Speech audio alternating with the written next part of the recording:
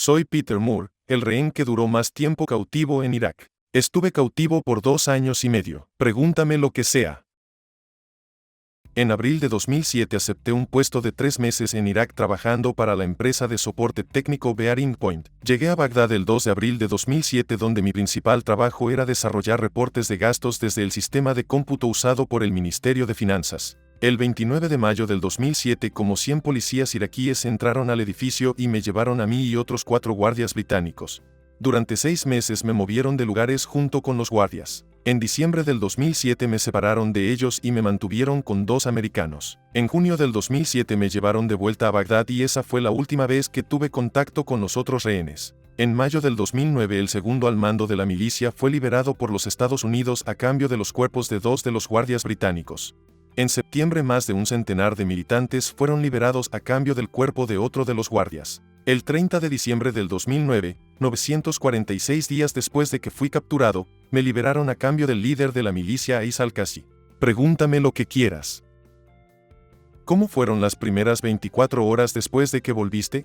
Me entregaron a la embajada británica en Bagdad. La primera cosa que vi en televisión fue a Lady Gaga, un programa que no sé de qué se trataba. Fue muy extraño verme a mí mismo en todos los canales de noticias. ¿Cuál es tu recuerdo más feliz, o al menos el más tolerable de tu tiempo siendo rehén? Cuando me quitaron las cadenas, después de 2 años, y me dijeron que podía caminar por la habitación. ¿Cómo cambió tu vida después de esto? Mi ética laboral ha cambiado completamente. Solía ser una al trabajo, ahora solo trabajo por unos meses al año y los demás no.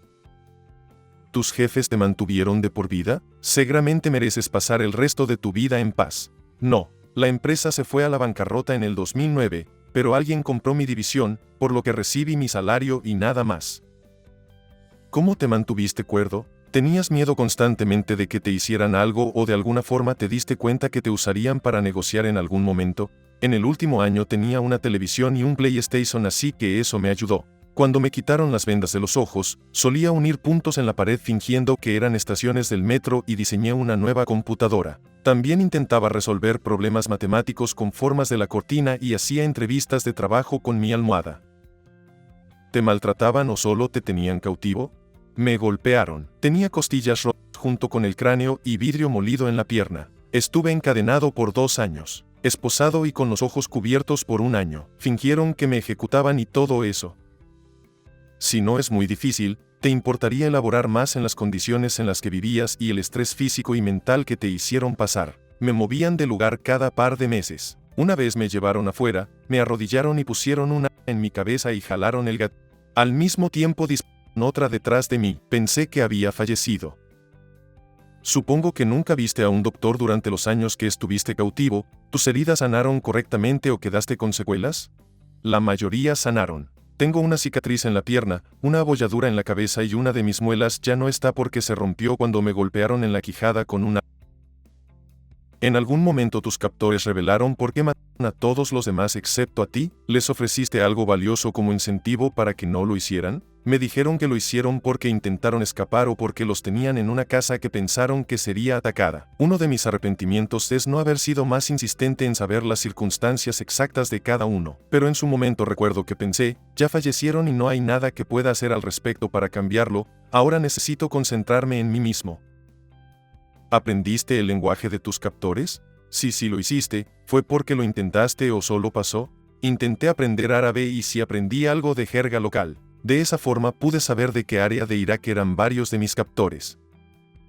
¿Hubo algo positivo que te quedó de esto? Estoy tratando de imaginarme, pero no puedo pensar en nada bueno que hayas experimentado. Yo estuve en Talil en el 2006 y estaba sorprendido de lo horrible que se tratan entre ellos. No puedo ni imaginar lo que tuviste que pasar.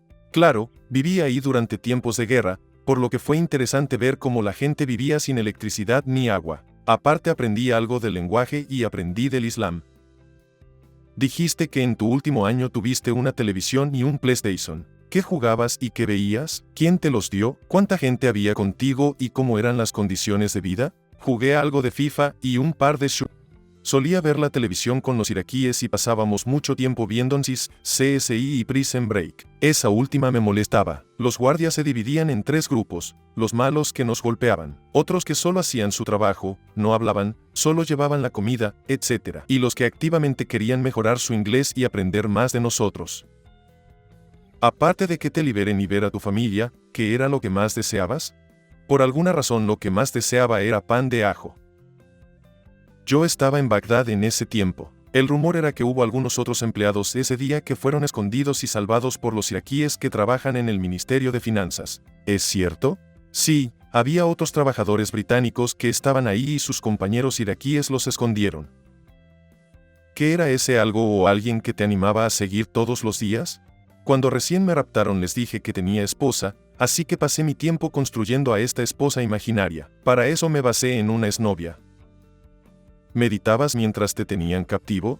Sí, muchísimo. Afortunadamente mi mamá me enseñó algo de yoga de pequeño por lo que pude usarlo. Eso me ayudó a relajarme y creo que eso impidió que luche contra los iraquíes. ¿Sufres de alguna forma de estrés postraumático? Me revisó un psicólogo militar cuando salí y dijo que estaba bien, pero tengo mis momentos. Normalmente solo tengo recuerdos fugaces un par de veces al día por ahora, cuando antes eran como 2 o 3 veces cada minuto. ¿Hubo momentos en los que pensaste que no saldrías vivo? Pensé que todo se acabaría dentro de 6 meses, vivo o no. En el 2009, cuando me dijeron que todos los demás habían fallecido, pensé que también lo harían conmigo. ¿Qué tan cerca estuviste de darte cuello?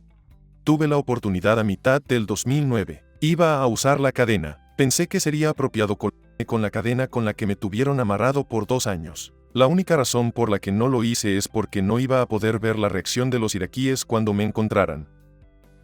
¿En algún momento te hicieron decir cosas negativas de Inglaterra o de los Estados Unidos? Sí, tuve que decirlo en video algunas veces. Tuve que decir que la coalición era mala y que ellos eran los buenos, etc. Apuntaron un arma hacia mí y me dijeron que hablara a la cámara. Obvio, no valía la pena decir que no. ¿Cuál fue el peor momento del cautiverio? Y aparte de ser libre otra vez, ¿cuál fue el mejor? En el 2009, después de que supe que los demás habían fallecido, me quitaron las cadenas que había tenido por 2 años y pensé que serían útiles para darme cuello. El mejor fue cuando después del primer año, me quitaron las esposas y me permitieron pararme. ¿No te dejaban pararte? ¿Cómo fue eso? Por casi 1 año estuve esposado, encadenado y con vendas en los ojos por lo que no me podía mover mucho. Me puse muy enfermo y perdí todos mis músculos. Cuando me quitaron las esposas mis hombros y espalda dolieron por meses. No me acuerdo cómo se llama, pero ¿alguna vez tuviste esa cosa en la que simpatizas con tus captores? Síndrome de Estocolmo. Nunca lo experimenté. ¿Cómo te sientes respecto a ellos? No tengo sentimientos fuertes hacia ellos. Ellos estaban contra la ocupación militar, lo que me molestó ya que yo no era militar. Suenas muy calmado considerando lo que pasaste. ¿Estás enojado con tus captores? Si lo llegaras a volver a ver, ¿querrías matarlos? ¿Quisieras que los arresten? Lo que está hecho está hecho. No puedo devolver el tiempo. Sabía que iría a Irak y conocía los riesgos. Nunca pensé que me tomarían por tanto tiempo o por razones políticas. Si alguna vez me vuelvo a reunir con ellos, solo hablaría con ellos, pero la reunión sería en un lugar neutro. ¿Tienes un consejo para alguien que se llegue a encontrar en la misma situación? Intenta que tus captores te traten como un ser humano e intenta mostrarles que tienes límites. Intenta obtener cosas de ellos para ver qué tan lejos saldrán de su papel. Yo pedí ciertas comidas y ciertos tipos de pasta de dientes. ¿Quieres volver ahí y vengarte? ¿Esto te hizo sentir que tu gobierno no se preocupaba por ti y que se preocupaban más por los soldados fallecidos ya que negociaron primero por ellos? Estaría interesado en reunirme con el grupo, que ahora son un partido político entre el gobierno iraquí, pero no estoy seguro si iría a Irak para encontrarme con ellos. Siento que más probablemente me reuniría con ellos en la ONU, en Nueva York, en algún lugar similar. Por alguna razón era política del gobierno británico negociar por los cuerpos más antiguos primero. Nunca me explicaron sobre esta política. ¿Te compensaron de alguna forma? ¿Pusieron una alfombra roja para ti una vez que te liberaron? Además, ¿a qué ser querido viste primero y cómo fue su conversación? No hubo compensación, solo me dieron mi salario. La empresa para la que trabajaba quebró en el 2009, pero mi división fue comprada por otra empresa y ellos se encargaron de pagarme mi salario. Las primeras personas con las que me encontré fueron mis padrastros en una casa de gobierno en el Reino Unido. Por Dios, yo soy un fanático de las noticias y nunca escuché sobre esto. Cuenta más. ¿Esto pasa seguido? No fue publicado mucho y no he hablado mucho sobre el tema, pero si buscan en Google mi nombre te saldrán muchos artículos. ¿Te enterabas de tu cumpleaños o del cumpleaños de algún ser querido? Eso fue literalmente lo primero que pensé cuando vi que estuviste cautivo por 2 años y medio. Me las arreglé para saber los días muy bien. Manejé las semanas de martes a martes ya que ese fue el día que me raptaron. A finales del 2008 me dieron una televisión y así fue más fácil saber los días.